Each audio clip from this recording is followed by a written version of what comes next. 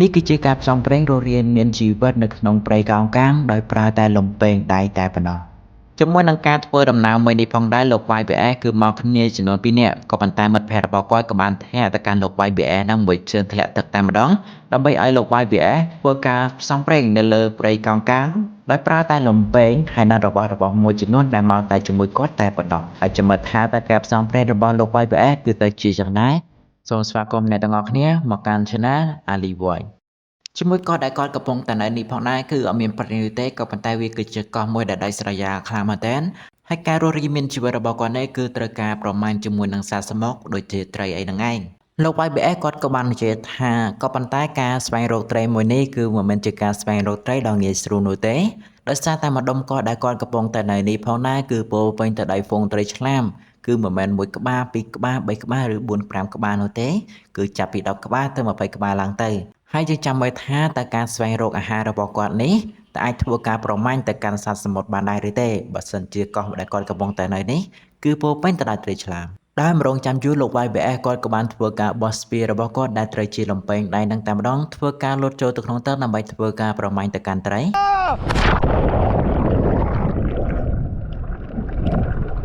នៅពេលដែលលោក YBS ធ្លាក់ម្ដងក្នុងទឹកភ្លាមលោកគាត់ក៏បានធ្វើការស្រវេស្រវាជាមួយនឹងឧបករណ៍របស់គាត់ដើម្បីធ្វើការបំពាក់និងធ្វើការប្រមាញ់ត្រីហើយជើងឃើញថាសត្វសមុទ្រនៅក្នុងទឹកនោះគឺពិតជាច្រើនខ្លាំងមែនទែនក៏ប៉ុន្តែរឿងមួយដែលលោក YBS គឺត្រូវតែប្រយ័ត្នបំផុតនោះគឺជាត្រីឆ្លាមនឹងតែម្ដងរយៈពេលជាច្រើនម៉ោងគឺបានកន្លងផុតទៅជឿឃើញថាលោក YBS គឺនៅតែពុំអាចទាន់រកអាហារណាមួយដែលគាត់ពេញចិត្តបាននៅឡើយគាត់ក៏បានធ្វើការឡើងមកកាន់គោកវិញ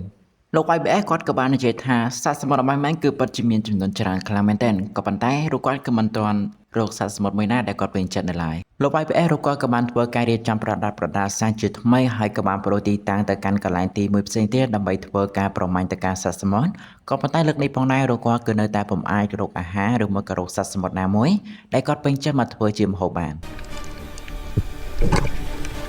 ដោយមិនចង់ចំណាយពេលនៅក្នុងទឹកជូរពេកលោក YBS ក៏បានធ្វើការដើរផ្សងព្រេងទៅកាន់ទីកន្លែងមួយទៀតក៏ប៉ុន្តែពេលនោះគាត់ក៏បានជួបជាមួយនឹងគីរបស់គាត់ហើយលើកនេះលោក YBS ក៏មានចំនួនពីសត្វផងដែរ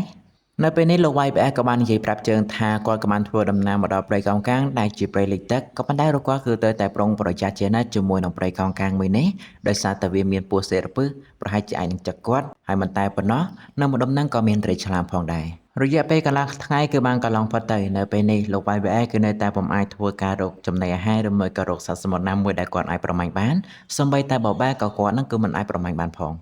លោក YBS ក៏បាននិយាយថានេះគឺជាលើកទី1ហើយដែលគាត់ធ្វើការផ្សងព្រេងក៏ប៉ុន្តែគាត់គឺមិនបានទទួលជាមួយនឹងម្ហូបអាហារឬមួយក៏ចំណីអាហារដែលគាត់បានធ្វើការប្រមាញ់ទៅកាន់សត្វសមុទ្រឬមួយក៏សត្វនៅព្រៃកោងកាងនោះទេក៏ប៉ុន្តែនេះគឺជាបទពិសោធន៍មួយសម្រាប់គាត់ផងដែរជាមួយនឹងការប្រមាញ់ជាមួយនឹងការធ្វើដំណើរផ្សងព្រេងគឺថាពោពេញដោយសត្វសាហាវហើយអ្វីដែលគាត់គឺត្រូវតែប្រយ័ត្នបំផុតនោះគឺជាបបែនេះតែម្ដងដោយសារតែនៅក្នុងកោះមួយនេះផងដែរបបែគឺតែងតែមានពឹសចឹងហើយបើសិនជាគាត់ដើរមិនប្រយ័ត្ននោះទេ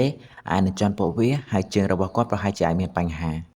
កន្លះថ្ងៃគឺបានកន្លងផុតទៅនៅពេលនេះលោក YBS គាត់ក៏បានធ្វើការស្វែងរកបានក្តាមមួយក៏ប៉ុន្តែក្តាមមួយហ្នឹងរកគាត់គឺមិនបានជោគវានោះទេដោយសារតែឃើញថាទំហំរបស់វាគឺពិតជាមានទំហំផ្ទុយពេកដូច្នេះគាត់ក៏បានធ្វើការប្រឡែងវាហើយតាមស្វែងរកចំណីអាហារមួយផ្សេងទៀតលុះដើរបានបន្តិចលោក YBS គាត់ក៏បានស្វែងរកជាមួយនឹងក្តាមមួយដែលវាចុះស្តុកនៅមួយកន្លែងនៅក្នុងថ្លុកមួយក៏ប៉ុន្តែរកគាត់គឺមិនបានជោគវានោះទេដោយសារតែសត្វក្តាមមួយហ្នឹងវាគឺពិតជាមានរូបសម្រស់ស្រស់ស្អាតពេកដូច្នេះគាត់មិនហ៊ានហូបវាឡើយដូច្នេះគាត់គិតថាមើលទៅប្រហែលជារូបគាត់ត្រូវតែតាមស្វែងរកសត្វសមុទ្រណាមួយផ្សេងទៀតដើម្បីធ្វើជាអាហារហើយនេះគ្រាន់តែជាផាតមួយនោះទេចាំមើលថាតើផាត2គាត់នឹងក៏អាចធ្វើការតាមស្វែងរកជាមួយនឹងម្ហូបអាហារឬមួយក៏ការប្រមាញ់របស់គាត់ជោគជ័យបានដែរឬអត់ទេចាំមើលទាំងអស់គ្នាហើយខ្ញុំ Ali Voice សូមអរគុណសូមជម្រាបលាជួបគ្នានៅវីដេអូក្រោយ